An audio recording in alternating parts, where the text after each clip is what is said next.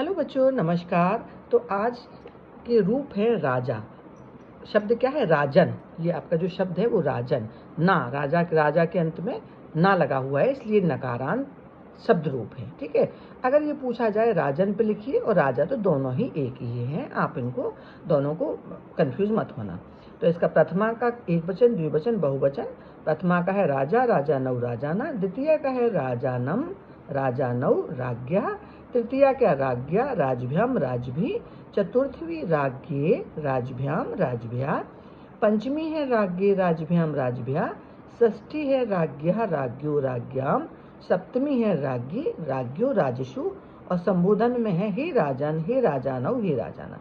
ठीक है। तो ये लर्न करने का और अब लर्न करने का तरीका मैं बार बार आपको बोलती हूँ कि पहले आप प्रथमा का एक वचन, मतलब ये जितनी विभक्ति हैं, सातों विभक्तियों का एक वचन याद करो।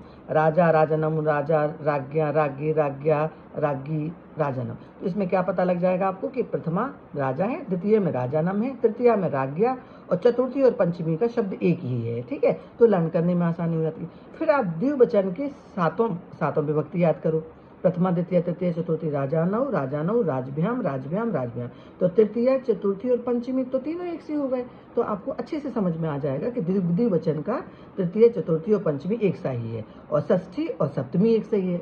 अब जब बहुवचन की तरफ जाओगे तो राजाना, राज्ञा, राजभी, राजभ्या, राजभ्या। तो चतुर्थी और पंचमी का बहुवचन एक सा है। तो ये लर्न करने में बड़ी आसानी होती है। एक ट्रिक है लर्न करने का। और एक बार लर्न करके लिख के भी ऐसे देख लो। जब आपकी प्रैक्टिस में आ जाएगा तो अगर कहीं से भी पूछा जाए कि राजा का तृतीय विभक्ति का एक वचन लिखो, चतुर्थी का एक वचन लिखो, बहुवचन लिखो, तो आप आराम से लिख सकते हो। तो अगर आप ये हमारा पढ़ाने का तरीका बच्चों आपको अच्छा लग रहा हो तो प्लीज़ शेयर भी, अप्रिशिएट भी करिए, और हमारे वीडियो को शेयर करिए, लाइक करिए, सब्सक्राइब करिए।